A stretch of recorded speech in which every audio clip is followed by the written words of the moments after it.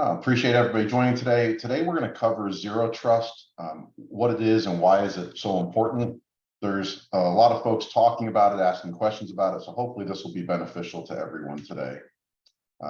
My bio up here, as most of you have already seen before, so I won't spend much time on it. I'm going to cover really 4 key topic areas. First, kind of defining what Zero Trust is, why is it important, some of the issues and limitations that companies are going to run into depending on size and budget and complexity of their environment, as well as the cost components to go into setting up Zero Trust. And then, as always, I'll try to leave a couple minutes at the end for questions, so feel free to throw those in the chat as you see fit. All right, so let's talk about Zero Trust from a high-level overview. The first thing I like to do is just define whatever it is we're talking about. So when you define Zero Trust, also known as, or AKA, perimeter-less security, a model, an architecture, a concept, a product, a principle, it's very difficult because everybody calls it or thinks of it in a different way. Compare that to something like a router, a switch, a laptop, a workstation. You know what those are, you know basically what they look like or what they're used for. You can buy them and you have questions obviously associated with how big, how much money do I need to spend, what features do I need? But it's pretty simple to define what it is you're looking for and then assign someone in the organization to go out and research what it costs and what you should buy. That's really not the case with Zero Trust because so many people consider it as something different. One person might look at it as a product, others look at it as an architecture. I think for the sake of today's conversation, we should approach it as an idea or a goal. And then it encompasses all of what is in the bullet above it, right? So if we want to implement the goal of having a Zero Trust environment, I'm going to end up with perimeter-less security. I will have to define a Zero Trust model. I will need a Zero Trust architecture, products, etc. So at a high level, Zero Trust is replacing the need for virtual private networks or VPN and allows remote users access to the resources the organization deems necessary without ever directly connecting to or having visibility of the environment. So what does that mean? If I have an office today and I walk in and I plug into a port on a switch or in the wall or get on Wi-Fi or whatever the case may be, effectively, unless there's a lot of security in place, I have access to the entire network, all the users, the devices, the resources, etc. And by default, that's what we kind of want, right? When you're in an office, if you need to print, you want to be able to see a printer. If you need to get to a file share, you want to be able to connect to it. That's what allows you to be productive. When you VPN in, you're now saying, I want to create a secure tunnel from wherever I'm at, a home, a hotel, coffee shop, wherever, but I want to appear that I'm on the network, just like if I were plugged in at work, and therefore I have access to everything. That's great from a productivity perspective, but obviously from a security perspective, that extends the boundary of your network and the security that has to be in place to go above and beyond the physical building. Now it has to go anywhere anyone has the ability to VPN in from. And if that device or that user has been hacked or compromised, now they've effectively walked in and sat in a desk in your office without you being able to see them or know that it's them because you assume it's your remote worker.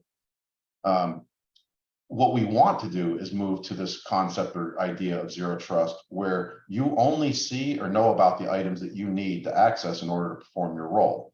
So take any person in your organization with a defined role. Let's say they're a developer and they need to work on, a server in the dev environment and they need to work on a server in the production environment and maybe your website. When they connect to the network, they're only connecting to those 3 assets. They have no idea that 15 other servers, printers, whatever could be sitting behind it. If they can't see it, they don't know about it, then in theory, they can't be compromised on those devices.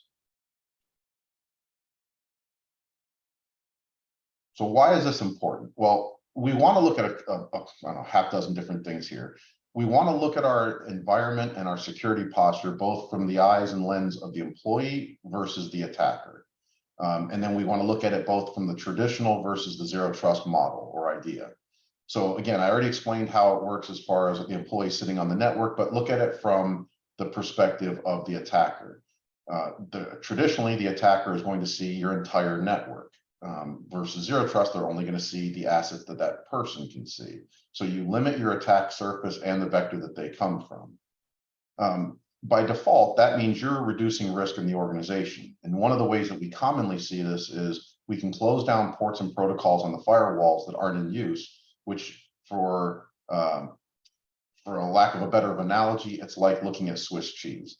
When you start off with a brand new firewall in an organization, especially if it's a small startup, you're going to have very few holes in that firewall. So your firewall is doing exactly what it's supposed to do. But over time, every time a user, an application, a system, whatever is needed, comes to you and says, I'm going to need you to open this up on the firewall, or probably more likely what's going to happen, they're just going to say, I need to access this application and it's not working. Someone in your networking department is going to create another rule and another hole in that firewall, to the point that the holes may make up more than the actual wall that it's supposed to be protecting you with. The gaps and failures within the organization, it doesn't matter what organization you are, of what size and what budget, there are always going to be gaps. Now, in theory, each organization has a different number of gaps and different severity in those gaps. But it could be anything from your vulnerability management program. You could have a gap in tools where maybe you just can't afford some of the more expensive tools that you know you really need. It could be a least privilege issue, separation of duties, et cetera. So when we're looking at this, we're not only looking at the concept of the physical network and gaining access to our perimeter, we're looking at all the things that you've had to internally set up so that you can be productive with the tools and the people that you have, and all of the gaps and the exceptions that come along with that. Start talking about working from home and remote workers. What we saw a lot of it before COVID, but obviously COVID really blew that up exponentially. Now you have two things: bring your own device and work from home. Both are essentially a lack of corporate control to some extent, being that if I give you a corporate owned device or corporate furnished equipment, as many people call it, but you have the ability to connect with your home PC or laptop, that produces another risk and another hole. And from a corporate perspective, you can't necessarily control the user's personal equipment. The fact that they work from home means you can't control their home environment. You can't control their home security, their setup, their internet provider. You also can't even necessarily guarantee that they're working from home. Obviously, there are a lot of technologies in place that can help corral this, but for all you know, they could be in another country, they could be in a hotel, coffee shop, etc. Now we start adding in third-party cloud providers. So as the cloud environments have taken off and SaaS application vendors have taken off, most people have gone from an on-prem application loaded on a server or a workstation to a SaaS offering that you just connect to over the internet. That now has to be let in and out of your environment or connected to your users. And then probably the most important, because it's kind of agnostic to all of the items above it, is that the increase in frequency and sophistication of the advanced persistent threats, or ATPs, continues to grow month after month and year after year. So not only do you have vendors and employees and corporations doing different things to try to fit security into their business model, but now you have actors who are getting better and better at what they do. Technology is allowing them to rent services to fill gaps in their own skill sets. They can pay organizations to do things on their part. AI is coming out that's going to obviously help an attacker just as much as it would help the defender. So you now have to consider, how often would you be attacked? How frequent would you be attacked? There's also a very weird thing that goes on when we talk about attacks and the sophistication of these attacks, and why zero trust is so important, is that there's a weird feeling or belief, at least the perception I get when I talk to clients, that if they get hacked today, well, I got hacked there, it's over, now they're moving on to someone else. That's not necessarily the case, especially in the case of ransomware. If they were able to attack you successfully and then extract money from you, that one organization that did it may have a moral code, if you will, or an ethics code that says, okay, I'll tell you what's wrong with your environment and I won't hack you again. And that's my agreement for you paying the ransom. And they may uphold that, but there's nothing to say that one of the next 50 organizations won't come by and attack you as well. So you may be attacked repeatedly over and over until you fill these gaps. And zero trust is one of the ways that can be the most helpful in filling these gaps. Let's talk issues and limitations, because thus far, I think everyone's going to think, wow, this is great. Why don't we implement this? And there are a lot of reasons why either you don't, or you may have to delay it, or you may have to do it in phases. First and foremost, size and complexity of the organization is going to come into play, because in this type of architecture, every user, device, application, et cetera, must be authorized and authenticated. Because we're not letting anyone onto the network, we must know who is where and what do they want to go to and what do they want to do. And each one of those little pieces has to be checked. So it offers a lot of additional security, but there's a lot of additional headaches and work that has to be done up front. There are going to be costs to implement, configure, and maintain. None of these solutions are free, regardless of which vendor you go to. You're going to have to redesign some of what you do, your processes, your procedures, applications that get installed, your user behaviors. That's going to have to change, and that's going to come at a cost, either through actual retraining of employees or the loss in productivity, why this gets implemented, to the opportunity cost where someone's not out working a project that they could have been working because they're implementing Zero Trust. It all has to be configured and configured properly. Cloud providers have been very, good about telling you that we can give you a cloud environment, but if you don't secure it properly, it's no better than an on-prem environment. And this goes the same for Zero Trust. And then you need people to maintain it. You also need people to basically have cycles and time left for what about when it doesn't work? This happens all the time with any technology, and I think it's the thing that's most overlooked, which is, okay, I implement this policy, maybe I pay for the vendor to give professional services to make sure it gets deployed, but when they deploy it, they kind of deploy things in a vanilla environment, meaning it's there, it works, but it's not really secure. And now your job as the maintenance side of it is to configure things to make it more secure. So you come up with an idea. I think we should route all internet traffic, for example, through Zero Trust so that a user cannot connect to our network and then also to the internet, another company, et cetera, so that they can't siphon off our data from our environment to their computer off to another one. Perfectly logical thing to do. The problem is you come up with a policy, you go to implement it, you may even test on a limited number or sample of your population, of your employee base, and it works. You implement it, and then right when it's time to do your finance and accounting, all of a sudden someone can't work and they have to be up and running that day. What do? Do you shut this off? Do you try to troubleshoot?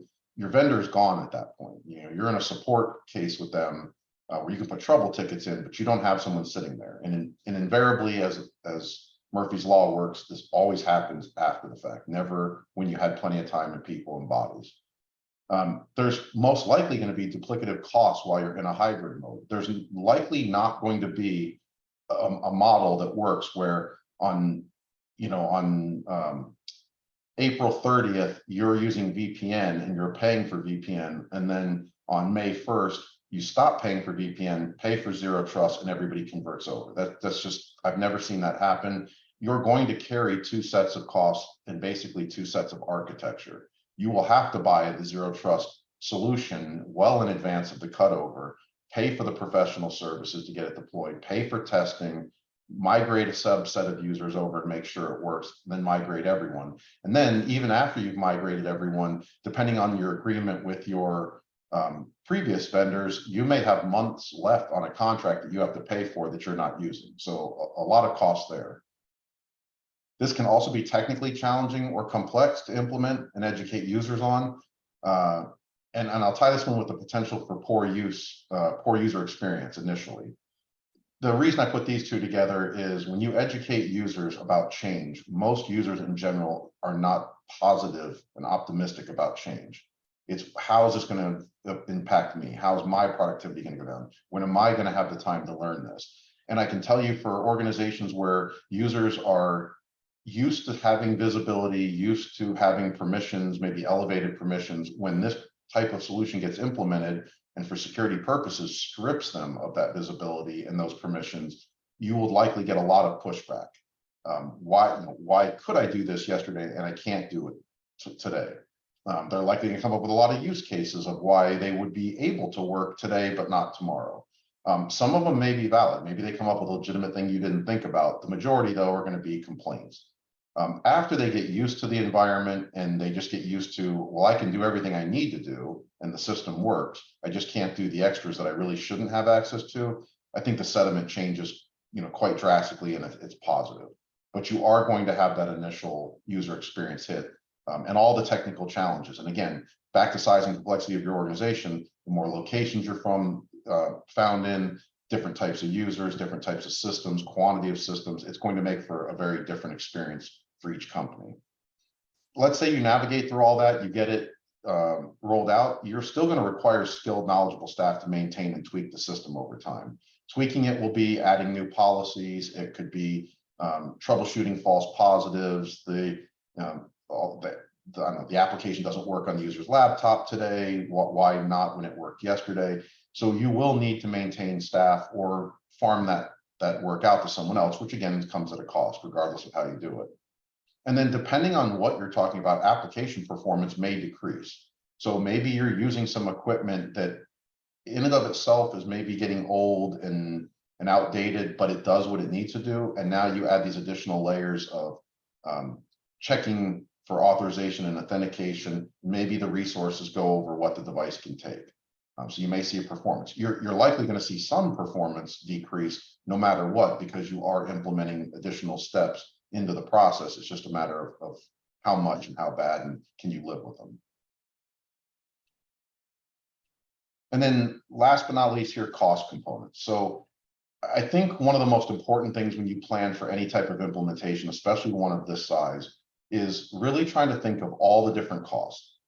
There's obvious costs, like how much does the product cost, that people are quick to jot down. They might even, have costs for professional services because maybe you have that included in the quote. So the second and third bullet are often the easiest and the ones that everybody thinks about. But I think the first bullet is the one that's most overlooked.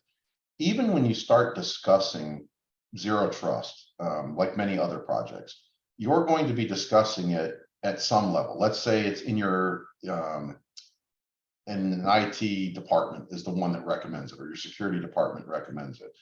You're not going to go out and buy and implement this solution that's going to radically change the organization without talking to virtually everybody in a leadership role. When you get these calls set up and you have 15, 20 executives on the call, how much is that call costing you? How much does it cost to design the solution? Do you do that in-house, or do you pay someone? When you meet with vendors, you're meeting with multiple vendors. You want to get demos. You might want to do a proof of concept.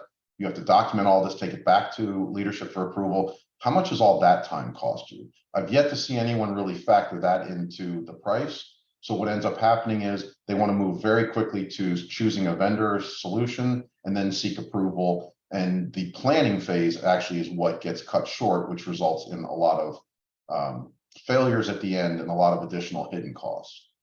I can also tell you that in my experience, Zero Trust is not the only one where this occurs. It happens frequently, is people will see a product or a demo or an advertisement from a vendor or hear from someone else.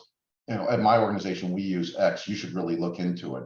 And they've almost selected the vendor and their service without even asking the question, what will it do for us? What are the needs? What are the true costs of ownership?